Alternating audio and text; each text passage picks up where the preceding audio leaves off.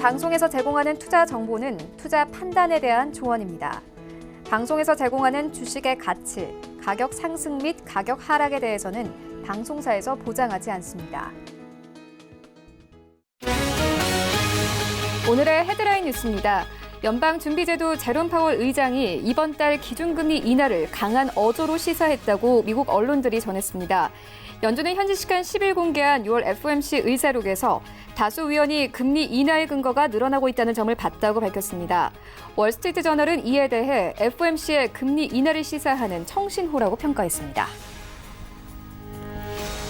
뉴욕 증시 주요 지수는 중앙은행이 7월 기준금리 인하에 대한 확실한 신호를 주면서 장중 가격 기준으로 사상 최고치를 경신했습니다. 뉴욕 증권거래소에서 다우존스 지수는 전장보다 0.29% 상승하며 거래를 마쳤습니다. S&P 500 지수는 전장보다 0.45%, 나스닥 지수는 0.75% 상승하며 거래를 마쳤습니다. S&P 500 지수는 장중 3,002.98까지 고점을 높이며 처음으로 3,000선을 돌파했습니다. 트럼프 대통령이 달러화 가치를 떨어뜨릴 방법을 찾아볼 것을 측근들에게 주문했다고 블룸버그 통신이 소식통을 인용해 현지 시간 10일 보도했습니다. 또 트럼프 대통령은 달러 강세가 자신의 재선 성공으로 이끌 수 있는 경제 호황을 둔화시킬 수 있다는 언급도 한 것으로 전해졌습니다. 김현종 청와대 국가안보실 2차장이 미국을 전격 방문했습니다. 김 차장은 방미 기간 행정부 관계자 등을 만나 북핵 이슈에 대한 논의와 함께 일본의 수출 규제 조치에 대한 부당성도 적극적으로 알릴 것으로 보여 미국의 중재 역할도 요청할지 주목되고 있습니다.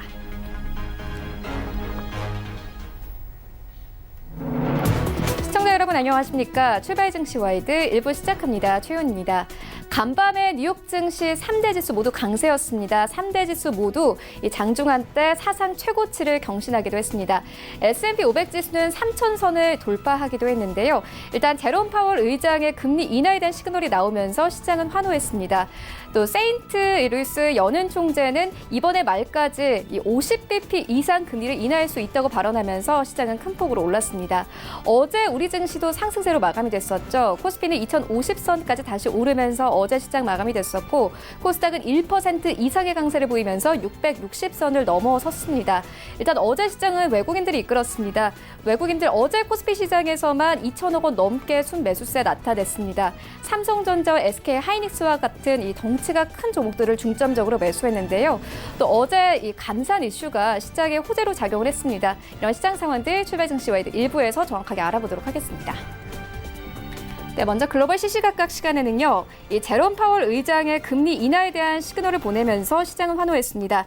제롬 파월 의장의 발언과 함께 시장까지 엮어서 함께 살펴보도록 할 테고요. 이어서 일본의 한국 수출 제재 사태의 분수령은 오는 21일 있을 일본의 참의원 선거가 될 것이라는 분석이 나오고 있습니다. 우리 시장을 위축시키는 이슈이니만큼 자세히 살펴보도록 하겠습니다. 네, 이어지는 라이브 이슈타임에서는요. 시장이 조정을 받는 동안에도 외인과 기관이 중점적으로 매수한 종목들이 있습니다. 조정 기간을 저가 매수 기회로 활용한 것인데요. 어떤 종목들이 있는지 함께 살펴보도록 하겠고요. 이어서 연일 계속된 악재, 바이오 등 국내 증시 주도 업종들이 휘청이는 가운데 게임주, 그중에서도 소형주가 약진하고 있습니다. 함께 살펴보도록 하겠습니다. 출발 증시 와이드 1부 지금 출발합니다.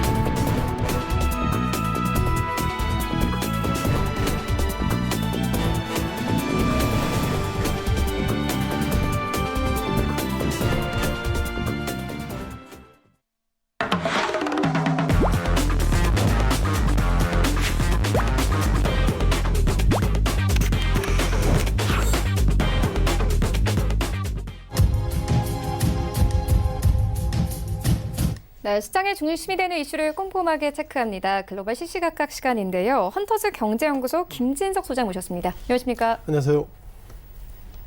네, 간밤에 이 중요한 이슈 하나 다뤄보고 가도록 하겠습니다. 먼저 제롬 파월 의장이 금리 인하에 대한 시그널을 나타내면서 간밤에 시장은 환호했습니다. 이제 전문가들은 금리 인하가 임박했음을 알리는 신호다 이렇게 보고 있습니다. 이번 발언 조금 더 좀 자세하게 분석해 보시죠.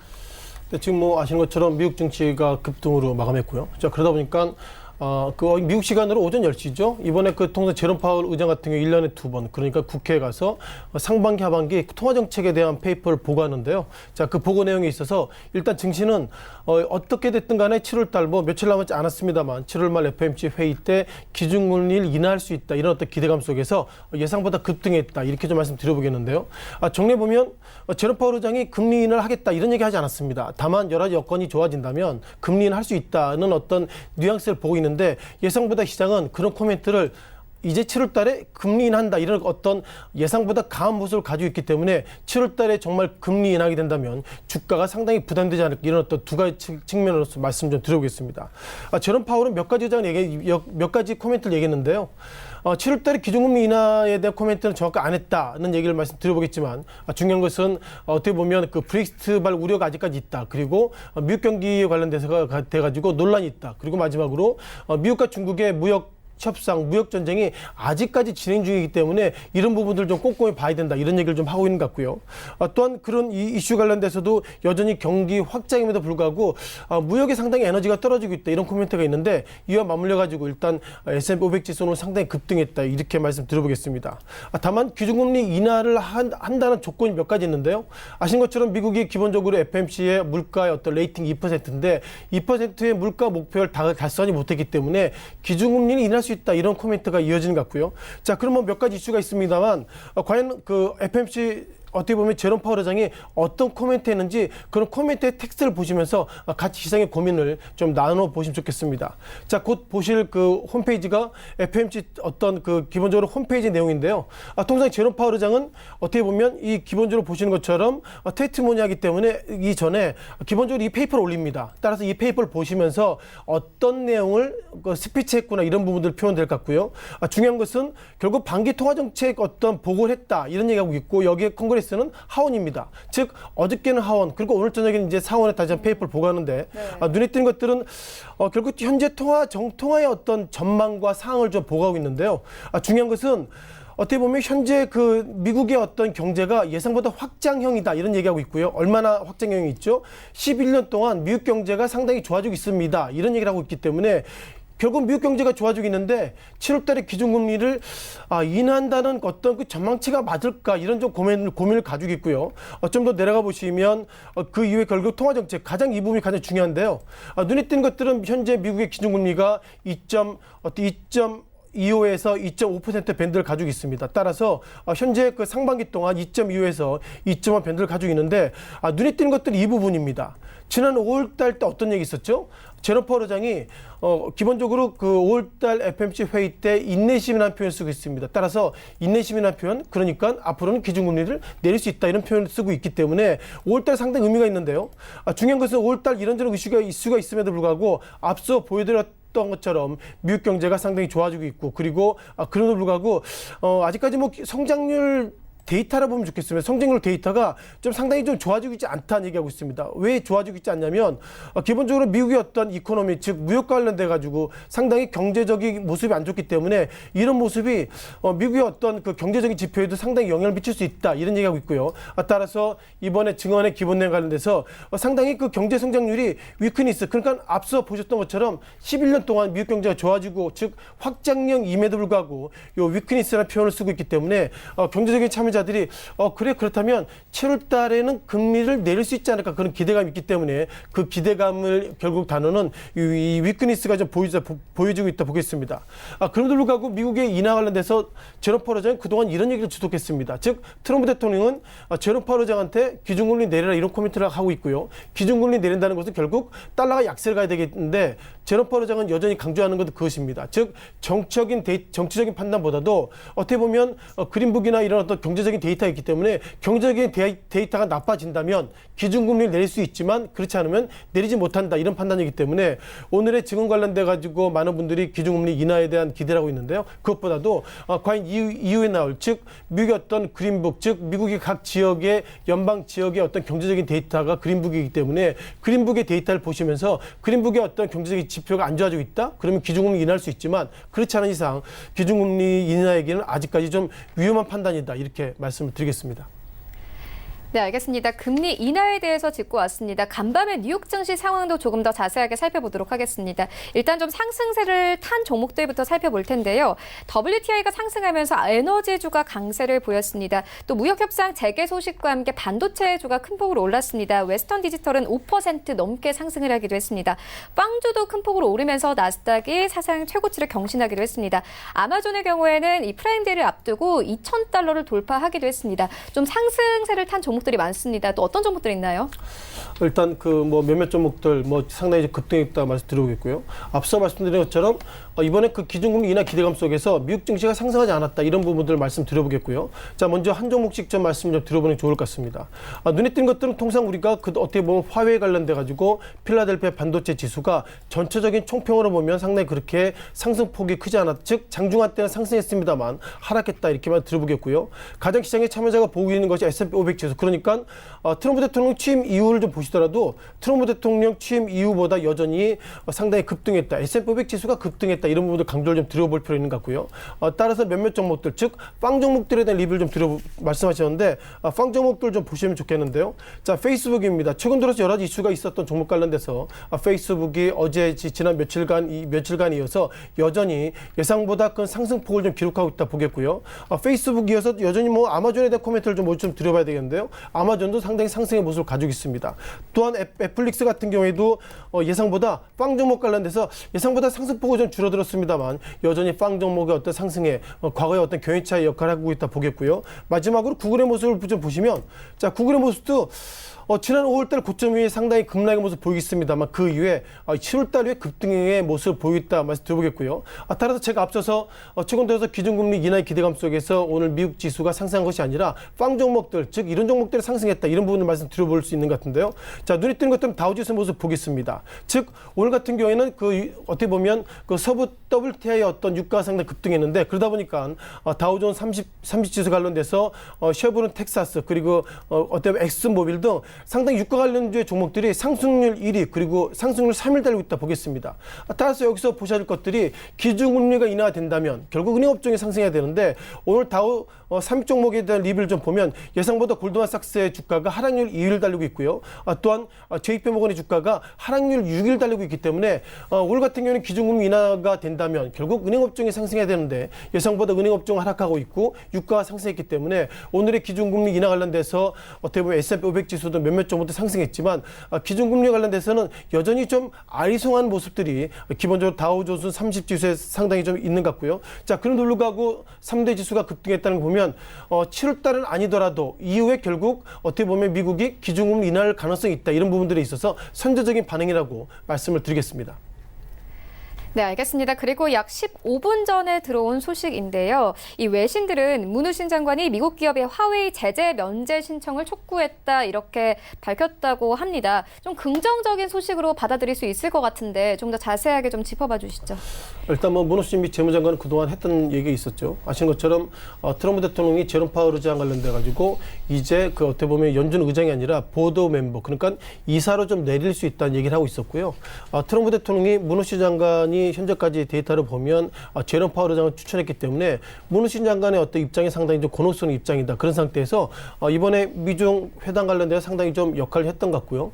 다만 과거 시기에도 보시면 문우신 미 재무장관이 과거 했던 얘기들이 이것입니다. 무엇보다도 미중 어떤 경제 멤버들이 회의하기 전에 잘 될 것입니다. 잘 될 것입니다. 이런 얘기했는데 막상 열어보니 잘 된 것은 없고요. 오히려 협상이 결렬 등 상당히 그런 상당히 부정적 이슈가 많이 있었기 때문에 지금 보셨던 것처럼 오늘 나왔던 이슈 관련돼서 관련돼서 그런 이슈들에 보면은 화웨이 제재 면제 신청 촉구했는데요. 아시는 것처럼 미국에는 몇몇 기업들, 즉 필라델피아 반도체 이슈에 포함되어 있는 기업들이 미국 정부 측에 이런 얘기했습니다. 어떻게 보면 화웨이에 관련돼서 수출 제재하면 오히려 미국 기업들이 더 부정적입니다. 이런 코멘트 했기 때문에 이번에 재무장관의 이런 코멘트는 결국 화웨이에 관련돼 가지고 제재 면제해달라 이런 얘기가 있다면 결국 필라델피아 반도체 지수가 상승해야 되는데 오늘 같은 경우에도 필라델피아 반도체 지수가 그런 이슈 속에서 상당히 소폭이나마 급등했습니다만 장 마감하고 보니 예상보다 약세 모습 보이고 있다는 보면 이번에 이제 무너진 미 재무장관의 화웨이에 관련돼서 이런저런 얘기는 예상보다 그렇게 긍정적이지 않다 이런 말씀 드려보겠고요.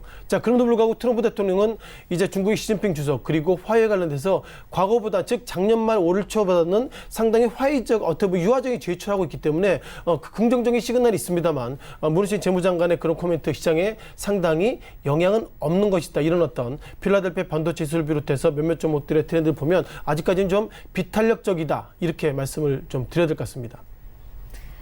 네, 알겠습니다. 이어서 다음 이슈로 옮겨가 보도록 하겠습니다. 일본의 한국 수출 제재 사태 분수령은 오는 21일 있을 일본의 참의원 선거가 될 것이라는 분석이 현재 나오고 있습니다. 왜 하필 참의원 선거일까요? 일단 우리가 뭐 한국 선거도 그렇지만 뭐 지난 시기에는 우리가 영국 선거에 대해서 관심을 가지고 있었고요. 이제는 뭐 어떻게 보면 일본의 뭐 참의원 선거, 뭐 중의원 선거 이런 얘기까지 나오고 있는데 중요한 것은 어떻게 보면 중국이 그 일본 관련된 상당히 이슈가 좀 커지고 있다 보겠습니다. 한국 입장에서 보면요. 그동안 한국의 지수가 하락할 때마다 미국과 중국의 어떤 무역 전쟁 때문에 한국이 어렵습니다. 이런 얘기가 있는데 이제는 일본에 보시는 것처럼 아베 총리 자민당 총재 아베 총리의 어떤 코멘트에 따라서 국내 정치가 상당히 어려워지는 것은 아닌가 이렇게 보겠습니다. 지금 화면에 보시는 것처럼 아베 총리는 이런 얘기했었죠. 아시는 것처럼 한국 관련된 상당히 부정적인 얘기했던 건 뭐냐면 어떻게 보면 작년 10월 달 한국이 그 일본 측 했던 얘기가 이것입니다.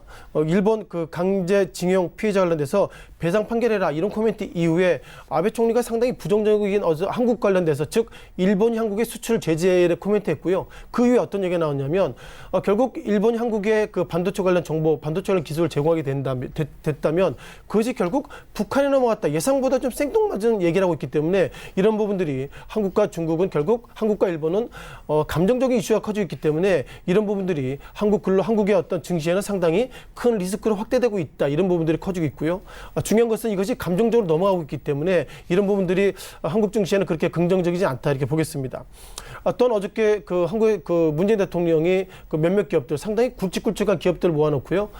결국 일본 관련된 상당히 좀 노력해야 되겠지만 이것이 단기적인 것이 아니라 중장기적으로 갈 수 있다. 이런 코멘트를 하고 있다는 걸 보면 여전히 우리가 기본 핵심 기술은 결국 일본에 예속화되는 부분이 있기 때문에 이런 부분들이 결국 한국 증시를 넘어서 일본 증시에도 그 서로 간에 그렇게 긍정적인 소위 모습이 아닌 즉 치킨 게임에 좀 들어선 것은 아닌가 이렇게 보겠습니다. 여기서 우리가 보셔야 될 것이 우리가 아베노믹스에 대한 코멘트를 좀 보실 것 같은데요. 자, 아베노믹스라는 얘기는 우리가 몇 가지 의미가 있는데요.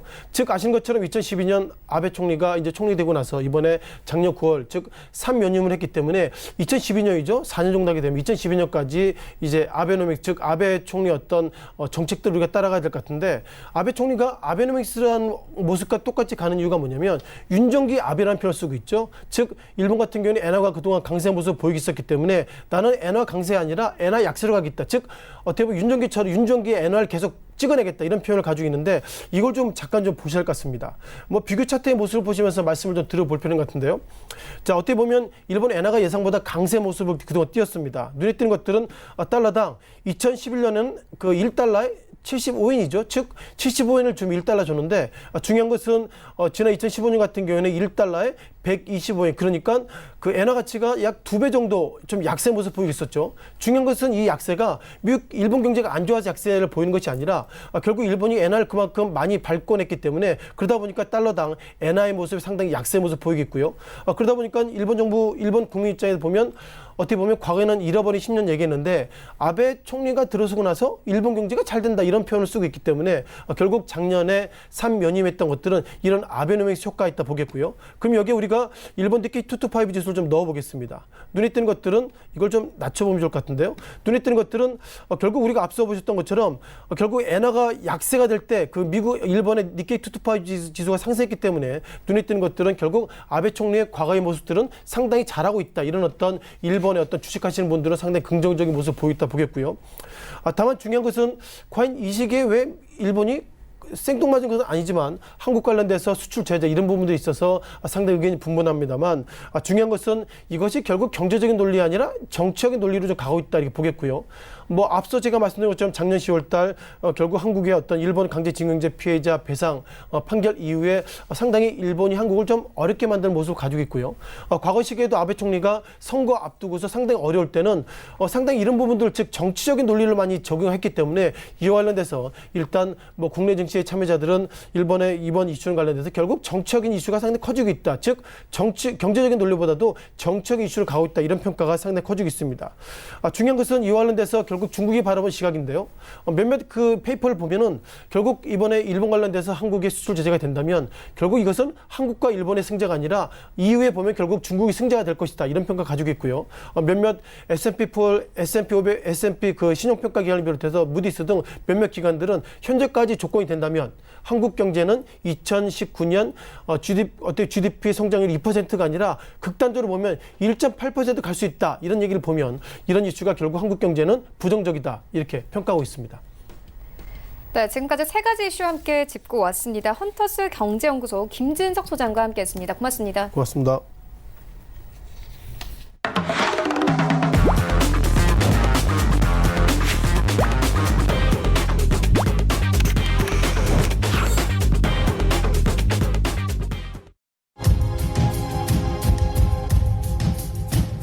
네, 이번에는 국내 시장 쟁점 함께 분석해 보도록 하겠습니다. 라이브 이슈타임인데요. SK증권연구 PIB센터 이재광 이사 화상으로 연결되어 있습니다. 안녕하십니까? 네, 안녕하세요. 네, 이사님 간밤에 뉴욕 증시 굉장히 강했습니다. 오늘 우리 장 분위기 어떻게 보고 계십니까? 네, 자 지난 6월 달에 반등 장세가 7월 달에도 이어지면서 많은 투자들이 기대하고 있는 썸머 랠리죠. 여름장에 주가가 상승하는 것을 기대했습니다만 그것이 무산됐다 하는 말씀 이미 드렸습니다. 앵커께서 언급해 주신 바와 같이 오늘 새벽에 끝난 뉴욕 증시의 모습을 보면 긍정적인 모습으로 S&P가 뭐 3,000포인트 사상 최고치를 돌파하는, 물론 종가는 살짝 이탈하면서 끝났습니다만 장중에 3,000포인트 돌파하는 초강세 현상을 보였습니다. 그것은 파월 의장, 경제대통령이 파월 의장이 미국 금리 인하의 가능성에 대해서 좀 더 확실한 멘트를 보여주면서 그것이 가능했죠. 자, 근데 국내 증시 여전히 답답합니다. 과연 국내 증시 오늘은 반등하면서 그동안의 침체국면에서 벗어날 수 있을지 한번 살펴보도록 하겠습니다. 자, 오늘은 제가 시작하기 전에 꼭 나침판이라고 해서 한마디 하죠. 오늘은 제가 굉장히 존경하는, 그리고 제가 굉장히 좋아하는 그런 글귀 중에 한 글귀를 여러분에게 읽어드리면서 시작하도록 하겠습니다. 밉게 보면 잡초 아닌 풀이 없고 곱게 보면 꽃이 아는 사람이 없으되, 여러분도 잘 아시는 정양공 선생이 쓴 목민심서에 나오는 규절입니다. 자, 대한민국이, 저는 이 목민심서는 우리 지도자들께서 각 분야의 지도자들 꼭 읽어야 될 필독서가 아닌가 이렇게 생각이 들 정도입니다. 주식시장도 마찬가지가 아닌가 생각이 됩니다. 주식시장도 어렵게 생각하면 한도 끝도 없는 것 같아요. 공부를 아무리 많이 한다 하더라도 그 공부가 수익으로 직결되는 것은 아니죠. 근데 또 쉽게 보면, 단순하게 생각하면 또 이거만큼 편하고 단순한 것이 없지 않나 하는 생각을 가져봅니다. 여러분들께서도 너무 복잡하게 생각하지 마시고요. 어려울 때는 단순화시키는 전략 또한 요구되고 있는 시점이 아닌가 생각이 듭니다. 처음부터 끝까지 내가 다 하려고 생각하기보다는 자신 있는 분야에서만, 자신 있는 때만 선별적으로 투자할 수 있는 그런 지혜가 한층 더 요구되고 있고, 앞으로도 주식 투자를 함에 있어서는 꼭 명심해야 될 사항이 아닌가 이렇게 예상이 됩니다. 네, 알겠습니다. 본격적으로 이슈 다뤄보도록 하겠습니다. 이 시장이 최근 조정을 받는 기간에도 외인과 기관들이 꾸준히 매수한 종목들이 있습니다. 이 조정 기간을 저가 매수 기회로 활용을 한 것인데요. 어떤 종목들이 있습니까? 네, 국내 증시는 뭐 해외 증시와는 다르게 직전 저점마저 붕괴의 위험성이 제기되고 있는 그런 모습이죠. 자, 이 7월 시작했던 지난 7월 1일 코스피 시장을 본다면 2147포인트로 시작했다가 어제 종가가 2058입니다. 거의 90포인트가 급락한, 수직 하락한 그런 모습을 보여주고 있기 때문에 그 공포감은 더하지 않나 생각이 됩니다. 그런데 말입니다. 주가가 종합지수가 급락하고 있는 가운데 기관과 외국인 투자가들이 지속적으로 매수일을 보이고 있는 종목군들이 나타나고 있습니다. 더구나 이들 종목군들이 대형 우량주라는 점에 더욱더 관심이 고조되고 있는데요. 과연 이들의 속셈은 무엇인지 한번 살펴보도록 하겠습니다. 최근 국내 시장의 탄력도 크게 둔화되면서 투자 심리도 악화시키고 있고요. 미국과 중국의 무역 분쟁으로 인해서 국내 시장 엄청난 어려움을 겪었는데 이제는 일본과의 경제 전쟁을 하고 있기 때문에 각 해외 유수의 신용평가 회사들에서는 한국에 대한 신용등급 그리고 국내 기업들에 대한 신용등급을 계속해서 하향하는 그런 모습이 비춰지고 있습니다. 그래서 투자 심리가 더욱더 어렵고 있는 그런 모습입니다. 특히 모건스탠리 같은 경우에는요. 경제 성장률을 2% 이하로 낮춰버렸죠. 1.8%, 내년에 1.7%까지 제시하는 그런 모습을 보이고 있고 S&P도 결국 올해 한국에 대한 경제 성장률 2%대까지 낮추는 그런 모습이 펼쳐지고 있는 것이 사실입니다. 그 핵심에는 일본과의 경제 전쟁에 대한 불투명성이 반영된 것이 아닌가 생각이 됩니다. 외국 투자자들 입장에서 보면요. 한국과 일본이 싸우면 당연히 그렇죠. 일본이 이긴다고 생각하는 것 같습니다. 자존심 상하지만 어쩔 수 없는 것이 아닌가. 일본은 강대국이고요. 우리는 그렇죠. 중소국가라는 것, 그죠? 이머징 마켓 시장에 있는 국가라는 점을 다시 한번 실감한 뼈저리게 느끼는 그런 모습이 아닌가 생각이 됩니다. 따라서 이 외국인 기관과 외국인 투자가 이런 같은 약세 속에서도 매수하고 있기 때문에 관심이 고조되고는 있습니다만 그러나 이들도 입질 배팅의 수준에 그칠 가능성이 상당히 높다. 매수하면서 적극적으로 호가를 바꿔가면서 적극적으로 매수하는 것이 아니라 소매가 나온다든지 하락할 때 분할 매수 수준에 그치고 있기 때문에 결론부터 말씀드리자면 투자자분들께서는 여유롭게 대처하는 것이 좋지 않을까. 특히 추격 매수는 철저하게 자제할 필요가 있겠고 다소 시간적 여유를 갖고 접근하는 전략이 필요하다 이렇게 말씀을 드립니다. 자 그렇다면 기관과 외국인 투자가들이 관심을 갖고 있는 그들의 선택을 받은 종목군들은 무엇인지 살펴보죠. 먼저 외국인 투자가들이 7월 들어서 코스피 시장에서 1,189억 원어치를 순매수하고 있습니다. 지금 오늘이 7월 11일입니다. 이제 초순을 접어서 중순을 접어들고 있는데 7월 달에 종합지수는 수직 하락하는 모습을 보였지만 외국인 투자가들 국내 코스피 시장에서 1,000억 원 이상은 순매수를 보이면서 적극적인 매수 전략을 펼치고 있다는 점입니다. 물론 국내 기관 투자가들은 457억 원을 현재 매도하고 있습니다. 그 중요한 것은 금융투자회사는 무려 3,600억 원을 매수하고 있습니다.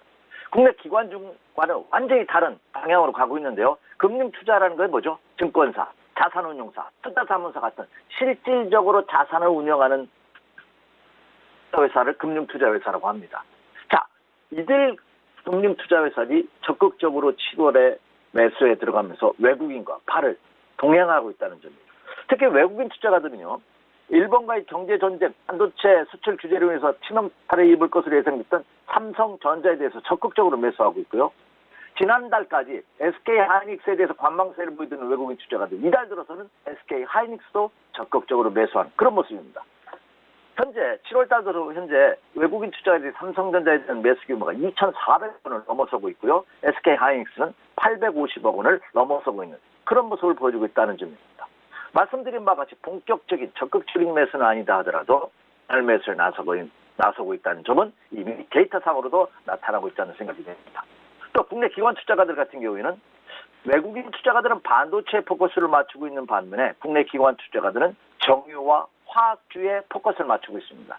이들 대부분의 종목군들이 그동안 충분한 가격 조정을 거치면서 기간 조정마저 거쳤다는 점에서 가격 메리트가 있는 그런 종목군인데요. 이런 종목군들을 국내 기관, 특히 금융투자회사에서는 적극적으로 매수하고 있다는 점입니다. 대표적으로 SK이노베이션을 필두로 해서 SOE라든지 롯데케미칼이 국내 기관, 특히 금융투자회사들의 매수 상위권에 포진되고 있는 그런 모습을 보여주고 있다는 점입니다. 따라서 주가가 하락하고 연일 투자 심리가 위축되고 있음에도 불구하고 국내 기관과 외국인 투자가들은 선 입질 배팅에 나서고 있기 때문에 이 또한 투자자분들께서 한번 체크해 보시기 바랍니다. 이렇게 말씀드리고요. 단 하나, 외국인과 국내 기관 투자가들은 자금력과 정보력이 엄청납니다. 그렇죠? 그래서 본격적인 매수라고 판단하기보다는 입질 매수, 불안 매수 정도의 전략으로 임하시는 것이 옳지 않나 이렇게 예상이 됩니다. 네, 외국인들 삼성전자, SK하이닉스 그리고 화학주까지 보고 있지만 추격 매수는 자제를 해야 한다 이렇게 짚어주셨습니다. 이어서 다음 이슈로 옮겨가 보도록 하겠습니다. 최근 우리 증시를 주도하는 업종들, 바이오 종목들이 크게 휘청이고 있습니다. 또 간밤에는 메디톡스에 대한 악재 관련된 소식이 나왔습니다. 메디톡신 허가 전에 이 병원에 유통했다는 소식이 있었는데요. 반면에 이 게임주들은 현재 시장에서 큰 관심을 받고 있는 상황입니다. 바이오주 그리고 게임주 각각의 전망 어떻게 보고 계십니까? 네, 제약과 바이오주에 대한 악재가 연초부터 계속해서 끊이진 않고 있죠. 역시 악재는 올 때 확 가버려 확 와주는 게 좋습니다. 혹시 제약과 바이오주를 갖고 계시는 분 고통이 굉장히 크실 것입니다만 그러나 어설픈 반등보다는 빠질 때는 확 조정을 받아주는 것이 악재 모두 같이 오는 것이 좋지 않나 생각이 듭니다. 자, 그래서 최근 코스닥 시장이 이 제약과 바이오 업종들의 침체로 인해서 엄청난 어려움을 갖고 있죠. 그 대안으로 부각되는 종목이 있다 하는 소식이 전해지고 있습니다. 바로 게임주죠. 야, 이 계속된 그 코스닥 시장의 침체 국면에서도 이 게임주 중에서 소형 게임주들이 이거 뭐 상상을 초월하는 상승입니다. 특히 플레이 윌 같은 종목은 최근 5거래일 연속 상승 행진을 치렀고요. 7거래일 동안 6번의 상한가입니다. 근데 그 7개월 동안 6번의 상한가도 하루가 거래 정지됐기 때문에 그렇거든요. 연속 상한가 행진을 펼치고 있습니다.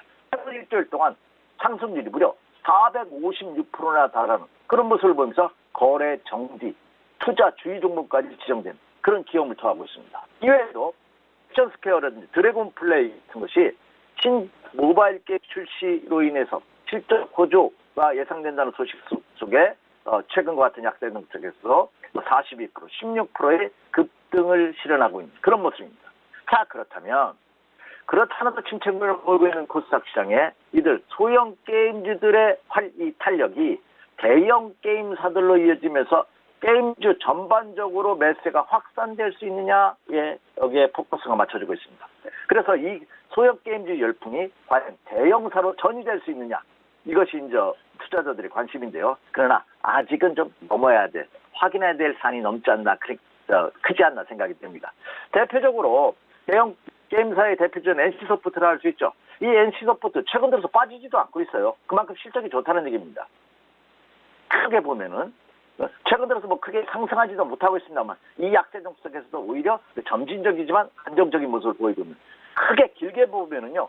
지난 2015년부터 벌써 4년 이상 지속적인 상승 추세가 이어지고 있다는 점이 고공행진입니다. 이 약세정 속에서 전혀 하락한 것이 없어요. 또 반면에 대형 게임사 중에 또 하나의 대표적인 넷마블이죠. 최근 자사주 회사에서 주가관리회사 자사주까지 신청을 공시를 했는데 그럼에도 불구하고 계속해서 저점이 붕괴되는 그런 침체 국면에서 벗어나지 못하고 있습니다. 이 대형사들도 중소형사와 마찬가지로 2분기에 올 하반기에 그리고 2분기 이후부터 하반기까지 실적 호전이 예상되고 있다는 리포트들은 나오고 있습니다만 시장에 반영되는 것은 그렇죠. 미진한 그런 모습을 보여주고 있다는 점입니다. 그만큼 소전 심리가 위축되고 있기 때문에 그런 것이 아닌가 생각이 됩니다. 그래서 괜히 소형 게임사들 올라갔으니까 대형 게임주들도 올라가기 하는 막연한 기대감으로 매수하기보다는 좀 더 시장 전반의 큰 흐름을 보면서 보수적 관점을 유지하는 것이 바람직하다 이렇게 말씀을 드립니다. 네, 알겠습니다. 그렇다면 오늘장 전략은 어떻게 가져가 보면 되겠습니까? 네, 여러분들이 가장 궁금해하신 사항이죠. 제가 모두의 나침판을 통해서도 언급해 드렸습니다. 네. 어렵게 생각하면 진짜 한두 끝도 없습니다. 저도 어렵습니다. 근데 쉽게 생각하면 진짜 단순합니다. 최근의 시장의 모습을 보면은요, 계율적인 반응, 너무 많이 빠졌기 때문에 올라갈 때가 되지 않았느냐 하는 거 이외에는 호재가 없습니다. 여러분도 아시다시피, 그렇죠? 국내 기업들의 신용등급 계속해서 하향되고 있고요. 하향 조정 가능성, 강등 조정성이 크고요. 그리고 하반기에 대한 비전도 밝지 않습니다. 여전히 넘어야 될 산이 첩첩상 중입니다. 제가 산을 좋아하거든요. 산에 가다 보면요. 처음 가는 산행지 궁금하지 않습니까? 어디가 정상인지. 내려오시는 분한테 물어봐요. 정상 다 왔습니까? 다 왔대요. 조금만 가면 된답니다. 다 거짓말이죠. 예, 산에서는. 그러니까 조금만이라는 것이 개인차도 있겠지만 희망을 주기 위해서 하는 말입니다. 주시장도 마찬가지가 아닌가 생각이 듭니다. 그런 희망만 갖고는 상승하지 못한다는 점입니다. 그렇다고 본다면 큰 시각은 아직까지 그렇죠? 상승 전환이 확인되지 않고 있고 어디까지 빠질지는 모르는 그런 형국이라는 점을 먼저 머리에 염두에 두고서 접근하신다면 판단하는데 큰 어려움은 없을 것이다 생각이 됩니다. 자, 오늘 본격적인 투자 전략, 매매 전략을 말씀드리기 앞서 체크 포인트 다시 점검하죠. 첫 번째는 뭐겠습니까? 원달러 환율 동향입니다. 주초에 1180원 선을 돌파한 이후에 1180원대에서는 소강면을 보여주고 있습니다. 그러나 환율 시장이 하향 안정화되는 모습이 나타나기 전까지 주가 상승을 기대하기는 굉장히 어렵습니다. 어제 1원 10전 진공폭은 적었어요. 상승했습니다. 1181원 60전 1180원대에서 크게 추가 상승을 하지 않고 있습니다만 하향 안정화되는지 여부 체크해 주시기 바라고요. 자, 삼성전자 가이던스가 발표됐다는 말씀드렸죠. 계속해서 기업들의 실적이 나오는데 그렇게 녹록하지만은 않은 기업 실적입니다. 앞서 말씀드린 대로 일부 소형 게임주라든지 일부 개별 종목의 실적 호전 종목군들이 나타나고 있습니다만 그러나 전반적인 큰 흐름은 여전히 기업들의 실적에 대한 기대감을 갖기는 어려운 그런 모습이다 생각이 됩니다. 오늘 새벽에 끝난 뉴욕 증시가 상승할 수 있었던 가장 큰 이유는 지금 FOMC 위원들이 연설이 이어지고 있죠. 올 말에 있을 31일과 31일에 있을 FOMC 회의에서 추가 금리 인하의 가능성이 더 확산되고 있기 때문에 상승한 겁니다. 파월 의장도 미국 경제라든지 물가가 그렇죠 안정적인 모습으로 기대하기는 다소 어렵지 않느냐, 다소 좀 불안한 모습이다 하는 발언이 나오면서 추가 금리 인하에 대한 가능성이 확산됐죠. 그로 인해서 미국 증시가 상승을 보인 그런 하루였는데요. 그 FOMC 위원들이 계속해서 기자회견 연설이 있다는 점 한번 체크해 주시기 바라고요. 그리고 11일 날입니다. 우리나라 시간으로는 내일 새벽이죠. 그 CPI가 발표됩니다. 소비자 물가지수 한번 체크해 주시기 바라고. 오늘 국내 옵션 만기일입니다. 물론 선물과 동시에 옵션 만기가 이루어지지 않기 때문에 변동성 크지는 않을 것입니다만 역시 옵션 만기로 인해서 기관과 외국인 투자가들은 전략을 어떻게 세우고 있는지 한번 지표상으로 체크해 볼 필요가 있다는 생각이 됩니다.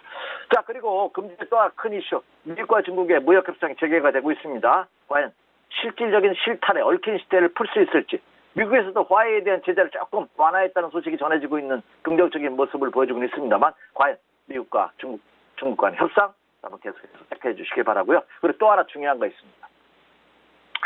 일본과 벌이고 있는 경제전쟁은 금주가 아니라 다음 주가 키포인트입니다.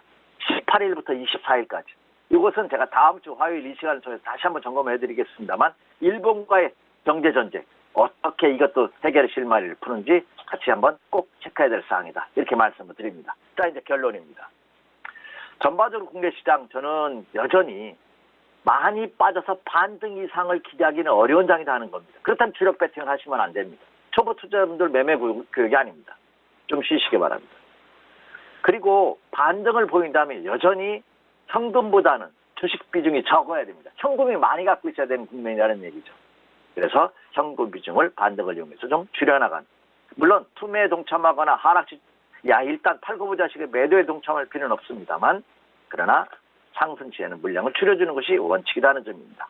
자, 그리고 단기 매매에 자신 있으신 분들이라면 한번 노려볼 만한 종목군들이 업종과 테마별로 나타나고 있습니다. 하지만 이들 종목군들도 철저하게 손매가 나온다든지 아니면 두 번의 연속 갭하락을 하는 전형적인 침체 신호가 나오기 전까지는 단기 매매도 자제하는 거 좋다. 그래서 실적에 투매가 나온다든지 연속 2회 이상의 갭하락을 보일 때에 한해서 단기로 접근하는 그런 전략이 요구되고 있다. 자, 우리가 흔히 아는 쏘나기는 피해가라는 투자 격언이 있다시피 지금은 투자자들께서 내일을 준비하면서 좀 더 신중한 접근 방법이 요구되고 있는 그런 상황이다 하는 점 꼭 명심하시면서 좀 보수적인 투자 전략 오늘도 유지 전략을 세워주십시오. 이렇게 말씀을 드립니다. 이상입니다. 네, 이슈와 전략까지 함께 만나보고 왔습니다. 지금까지 SK증권 여부 PIB센터 이재광 이사와 함께했습니다. 고맙습니다. 네, 감사합니다. 네, 1부는 여기서 모두 마치도록 하고요. 잠시 후 2부에서는 전문가들과 함께하는 종목 라이브쇼, 라이브 매매 타임이 이어집니다. 여기에 더해서 오늘장에서 이슈몰이를 하고 있는 특징주까지 꼼꼼하게 살펴봐 드리겠습니다. 채널 고정해 주시고요. 저희는 잠시 후 2부로 다시 찾아오도록 하겠습니다.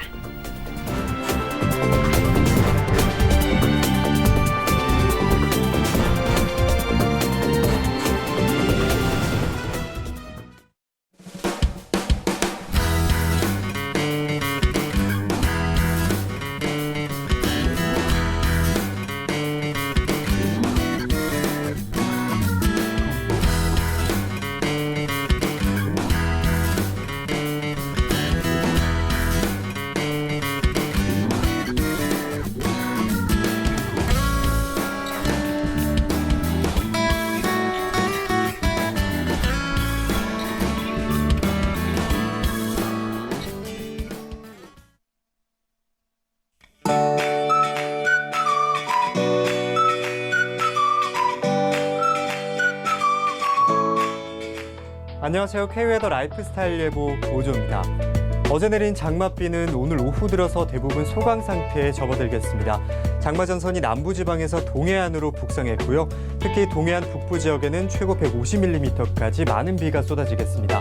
그리고 서울, 경기와 충남, 호남과 제주 지역에는 10에서 40mm로 양이 그렇게 많지는 않겠고요.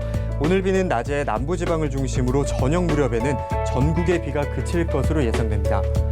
곳곳으로 많은 비가 내린 곳도 있고 또 적게 내린 곳도 있었지만 다행히 전국에 열을 식혀주면서 더위를 잠시 피할 수 있었습니다. 그리고 오늘 전국의 낮 기온은 서울과 대전 26도, 춘천은 25도로 중부지방을 중심으로는 30도를 밑돌면서 선선하겠고요. 남부지방은 광주 28도, 부산은 26도로 크게 덥지는 않겠습니다. 그리고 오늘 우리나라는 장마 전선의 영향을 받다가 오후 들어서 벗어나겠습니다. 다음은 자세한 지역별 날씨입니다. 중부지방의 경우 대전과 청주는 아침에 비가 그치겠고요. 그 밖의 지역은 낮에 대부분 그치겠습니다. 동해안은 종일 비가 예상되는 만큼 기상정보를 잘 확인하시기 바랍니다. 남부지방은 아침에 대부분 비가 그치겠고요. 부산의 경우 저녁까지 비가 이어질 것으로 예상됩니다. 오늘 전해상으로도 비가 이어지겠고 바람과 함께 바다의 물결도 높게 일겠습니다. 특히 남해와 동해는 최고 4m까지 높게 이는 만큼 출항하시는 선박은 해상사고에 각별히 주의하셔야겠습니다. 오늘 장마가 끝나면 내일 서울의 낮 기온은 29도, 주말에는 30도 선을 회복하면서 다시 습한 더위가 찾아올 것으로 전망됩니다. 날씨였습니다.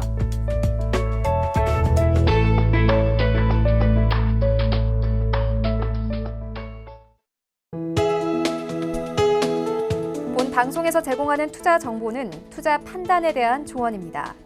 방송에서 제공하는 주식의 가치, 가격 상승 및 가격 하락에 대해서는 방송사에서 보장하지 않습니다.